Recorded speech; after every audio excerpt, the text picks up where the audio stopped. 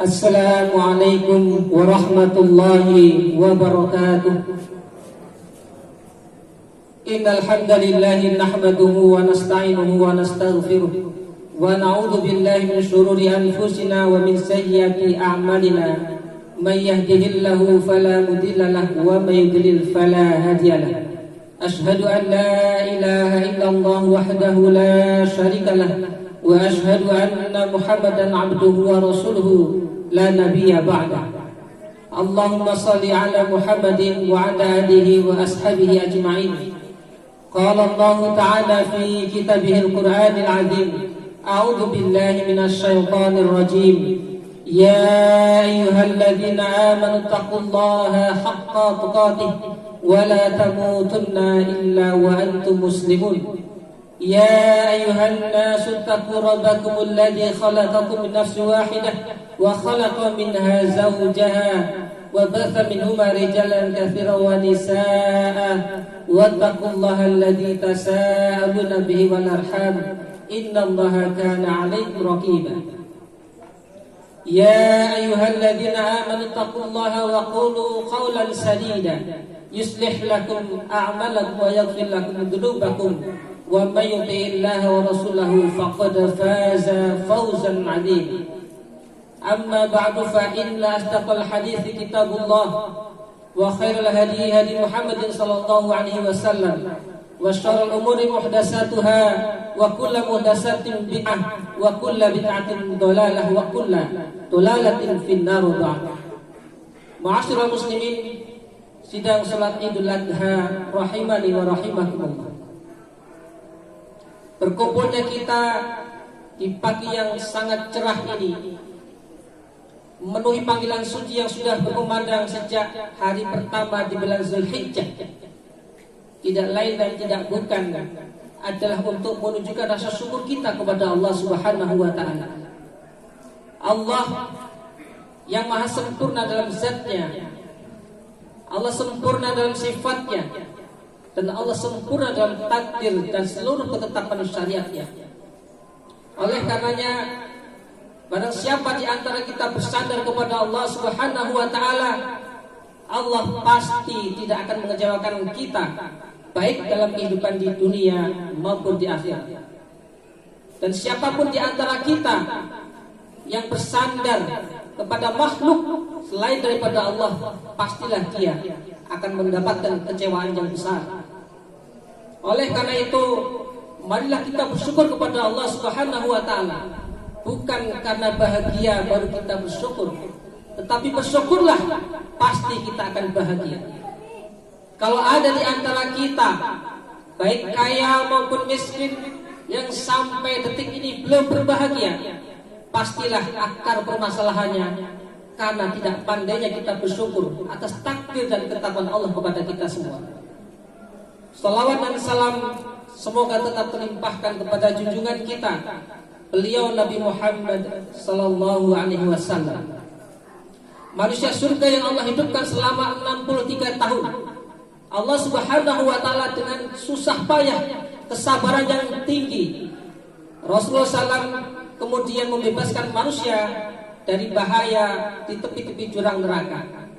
Oleh karenanya hutang kita kepada Nabi lebih besar daripada hutang kita kepada ibu dan ayah kita. Kita berhutang kepada ibu kita karena air susu dan darah nifas yang dikeluarkannya.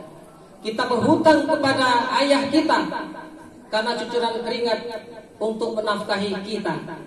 Oleh karena hutang kita kepada Nabi lebih besar karena Nabi SAW telah menyelamatkan kita dari pinggiran jurang neraka. Oleh karenanya cinta kita kepada Nabi bukan hanya fasih dalam salawat kepada beliau, tetapi kita mesti menjelaskan kehidupan kita dengan kehidupan Nabi Muhammad sallallahu alaihi wasallam. Allahu akbar, Allahu akbar, walillahil hamd. Hadirin rahimani wa rahimakumullah. Idul Adha adalah merupakan salah satu waktu yang telah Allah tetapkan di dalam din. Ketahuilah bahwa sesungguhnya dalam rotasi 1 tahun waktu yang Allah berikan kepada kita, ada 3 waktu yang sangat Allah cintai melebihi waktu-waktu yang lain.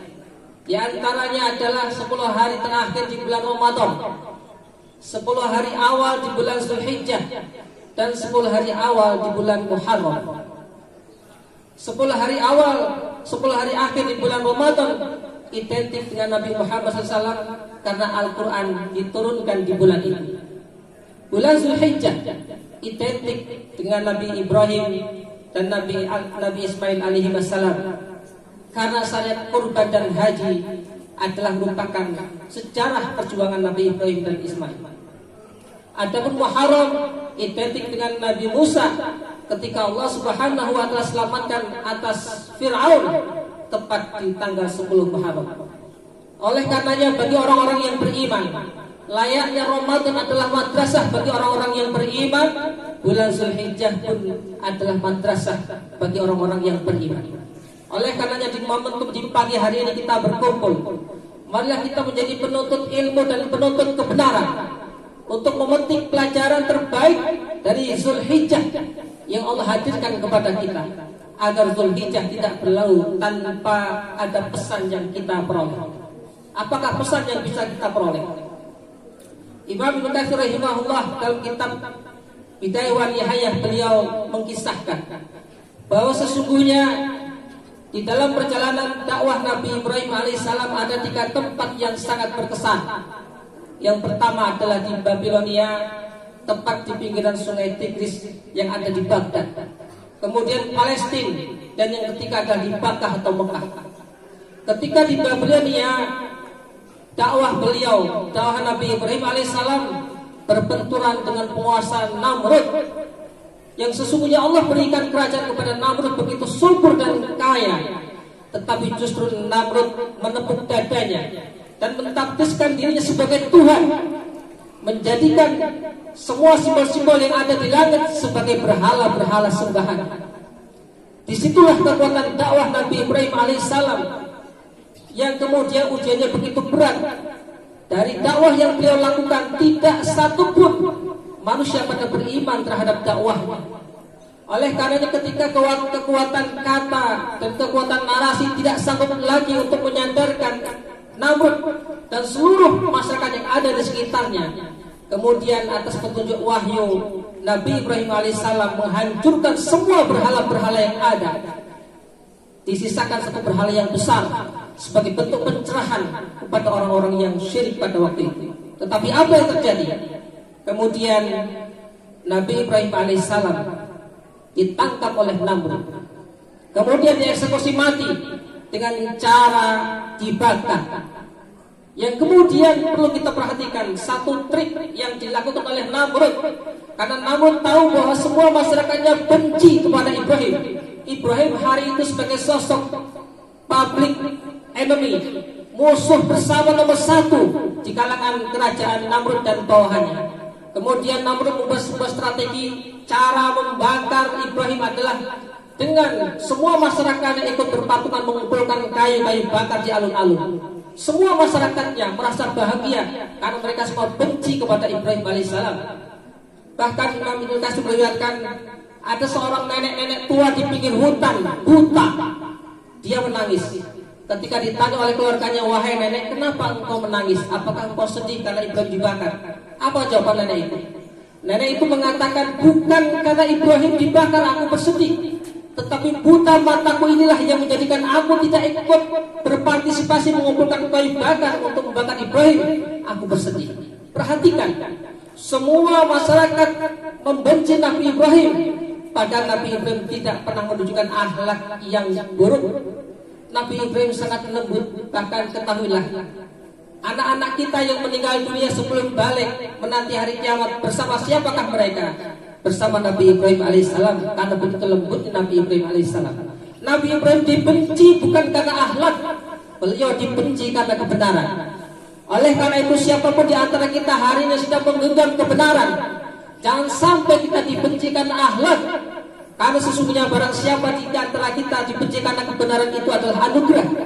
Namun kalau kita dibenci karena akhlak itu musibah. Hadirin rahimakumullah, begitu kayu dikumpulkan begitu besar, begitu banyak, saking tingginya kayu itu. Kemudian dinyalakan api dari bawah.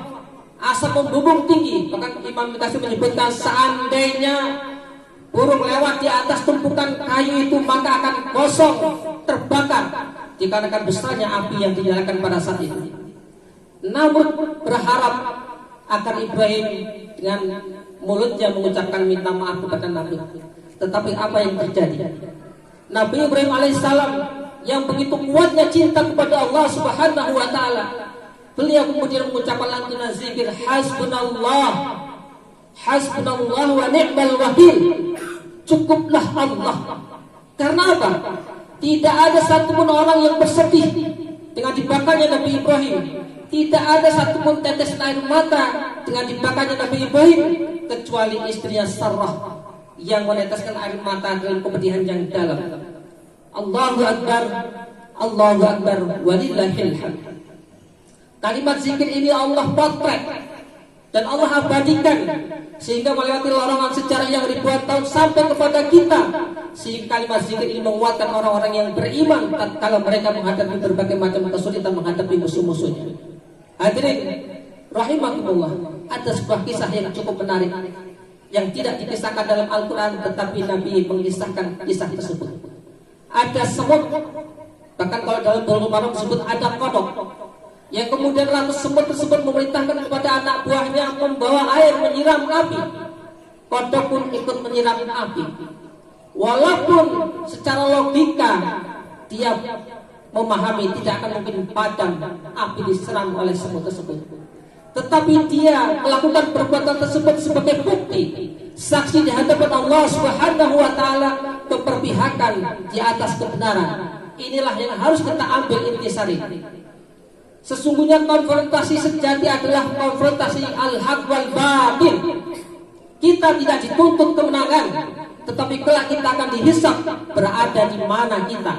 Apakah kita membela kesyirikan atau kita membela tauhid? Allahu Akbar, Allahu Akbar, walillahil hamd. Hadirin rahimakumullah. Pelajaran berikutnya yang bisa kita petik adalah ketika Nabi Ibrahim alaihissalam mendakwahi bapaknya Azar. Sungguh pukulan yang sangat menyakitkan. Tatkala Ibrahim menyuruh masyarakatnya menjauhi syirik, justru bapaknya adalah produsen patung-patung berhala yang disembah oleh masyarakatnya. Ini adalah ujian yang sangat berat. Tetapi perhatikan, Nabi Ibrahim tidak pernah mengucapkan kata-kata kasar kepada bapaknya. Bahkan beliau mengatakan kepadanya, ya abadi, lima ta'buduna ma la yasma'u wa la yubsir wa yughni 'anka syai'an. Mengapa engkau menyembah sesuatu yang tidak bisa mendengar, tidak bisa melihat, dan tidak bermanfaat sedikit pun juga kepada engkau? Aku takut seandainya engkau kelak disiksa oleh Allah Subhanahu wa taala. Lihatlah betapa Nabi Ibrahim alaihissalam dengan kesabarannya dan kalimat yang santun tetap menyampaikan kebenaran. Maka ini sekali lagi bagi kita semua yang hari ini sedang meramaikan panggung kebenaran, tidak boleh kita ketika mendengar kebenaran dengan kalimat-kalimat kasar, menghujat semua orang, menyalahkan semua orang, sementara kita tidak pernah menyampaikan inti daripada kebenaran. Dan ini pelajaran terbaik bagi kita semua, betapa Nabi Ibrahim alaihissalam ternyata diuji oleh ayahnya sendiri. Dan kalau kita cermati semua nabi-nabi diuji oleh keluarga-keluarga terdekatnya. Ada yang diuji dengan anaknya seperti Nabi Nuh, ada yang diuji dengan istrinya seperti Nabi Lut, bahkan ada yang diuji dengan kaumnya, diuji dengan pamannya. Ini menjadi pelajaran bagi kita semua bahwa orang-orang beriman itu kemungkinan akan diuji juga oleh orang-orang circle terdekatnya. Allah tidak menguji sejauh mana kekuatan imannya. Ketahuilah, sesungguhnya cinta Allah berbanding lurus dengan ujian berat yang kita hadapi. Allahu Akbar, Allahu Akbar, walillahil hamd. Pelajaran berikutnya adalah tatkala Nabi Ibrahim hijrah ke Palestina. Ketika beliau dalam waktu yang panjang sampai di usia tuanya belum punya keturunan, kemudian Sarah dengan kemuliaannya mencarikan pendamping untuk Ibrahim, maka menikahlah Ibrahim dengan Hajar. yang pada akhirnya Allah Subhanahu wa taala mengkaruniakan seorang putra yang sangat dinanti-nanti dan sangat dicintai. Tapi apa yang terjadi berikutnya? Allah Subhanahu wa taala menguji dengan sesuatu yang sangat berat. Ketika bayi masih merah, masih membutuhkan kasih sayang kedua orang tuanya, Allah perintahkan kepada Ibrahim untuk memisahkan Hajar dari Sarah. Maka dibawalah kemudian bayi yang masih merah itu ke satu tempat di Baktah yang kita kenal hari ini dengan Mekah. Di tempat yang sangat tandus, tidak ada tanaman, tidak ada kehidupan, tidak ada tetangga. Diperintahkan oleh Allah agar Ibrahim meletakkan anak dan istrinya di tempat tersebut. Maka apa yang terjadi? Sang istri kemudian bertanya kepada suami, "Wahai suamiku, kenapa engkau tinggalkan kami di tempat ini?" Nabi Ibrahim diam. Rasa sayangnya yang begitu berat terhadap istri dan anaknya, antara tega dan tidak. Tetapi karena ini adalah perintah Allah Subhanahu wa taala, beliau diam. Kemudian istrinya pun bertanya lagi, "Wahai suamiku, kenapa engkau tinggalkan aku di tempat ini?" Setelah tiga kali taulah Hajar bahwa ini adalah perintah Allah, dia kemudian bertanya, "Apakah ini perintah Allah?" Maka Nabi Ibrahim mengatakan, "Ini adalah perintah Allah." Maka apa kata Hajar? Kalau seandainya adalah perintah Allah, bukan Allah adalah Al-Mutawakkil, Allah tidak mungkin menelantarkan hambanya. Maka dengan ditinggalkan sekantung air dan sekantung kurma, Hajar dan anaknya ditinggal di tempat yang tandus tersebut. Pelajaran yang kita dapatkan dari kisah ini, betapa Nabi Ibrahim alaihissalam yang mendapat gelar Khalilur Rahman, Nabi yang sangat dicintai oleh Allah Subhanahu wa taala, karena Nabi Ibrahim begitu sabar dalam menjalankan perintah-perintah Allah. Kita dapatkan sebuah pelajaran bahwa untuk taat kepada Allah, patuh tanpa syarat dan taat tanpa tapi. Lihatlah kemudian Allah Subhanahu wa taala menguji istrinya dengan ketawakalan yang begitu besar. Setelah air habis, kurma habis, bayi pun menangis. Kemudian ada sebuah upaya maksimal yang dilakukan oleh Hajar, berlari-lari ke sofa mencari air, tidak didapatkan. Kemudian turun lagi mencari bukit yang lainnya, berlari-lari lagi untuk mencari dan tidak didapatkan air. Maka inilah napak tilas mereka yang naik haji, sa'i, lari-lari kecil dari sofa ke Marwah, yang pada akhirnya buah ketawakalan seorang ibu. Allah Subhanahu wa taala memerintahkan malaikat untuk mengeluarkan air tepat di bawah kaki bayi Ismail, sehingga air Zam-Zam bukan cuma cukup bagi keluarganya, tapi cukup bagi umat Islam seluruh dunia sampai akhir zaman. Allahu Akbar, Allahu Akbar, walillahil hamd. Hadirin rahimakumullah. Pelajaran terakhir yang sungguh kita jadikan sebagai semangat kita dalam memperjuangkan agama tauhid ini adalah tatkala Allah Subhanahu wa taala memerintahkan kepada Ibrahim alaihissalam.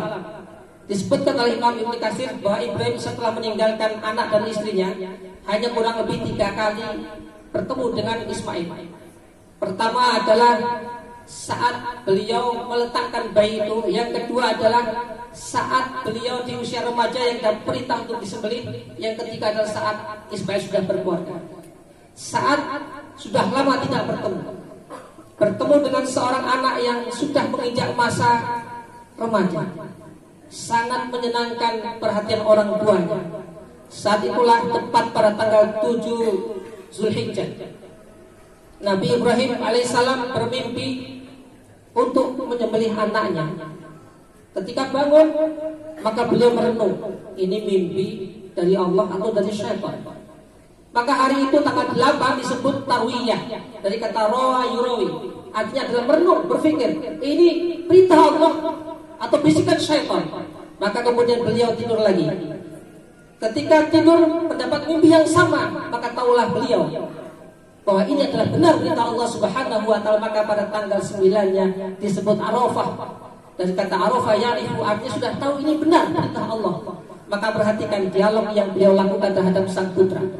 Ya bunayya, ini arafil manam, wahai anakku, aku sungguh bermimpi dalam tidurku. Ani adbahuka, aku menyembelihmu. Fanzur madza tara, Perhatikan, kira-kira bagaimana menurut pendapat Ismail, sang anak yang lahir dari air mani yang soleh dan seorang ibu yang taat kepada Allah Subhanahu wa Ta'ala, memberikan jawaban yang sungguh luar biasa. Ya abati if'al ma tu'mar, wahai bapak, laksanakan apa yang menjadi perintah Allah. Satajiduni insyaallah minas sabirin, maka engkau akan mendapatkan insyaallah atau termasuk orang-orang yang sabar. Lihatlah betapa keluarga ini adalah merupakan prototipe keluarga saleh yang keluarganya semua taat kepada Allah Subhanahu wa Ta'ala.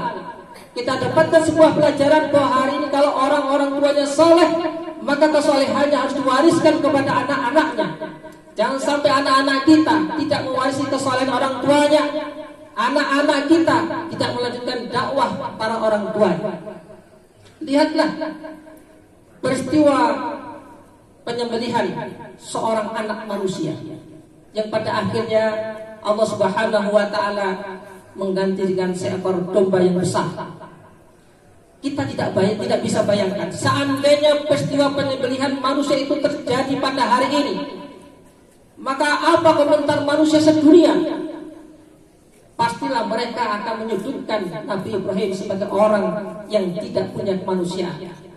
Syariat kurban yang dilaksanakan oleh Nabi Ibrahim sekaligus ini adalah pukulan bagi orang-orang liberal yang mereka harus mengukur taat itu selalu dengan akal mereka yang terbatas.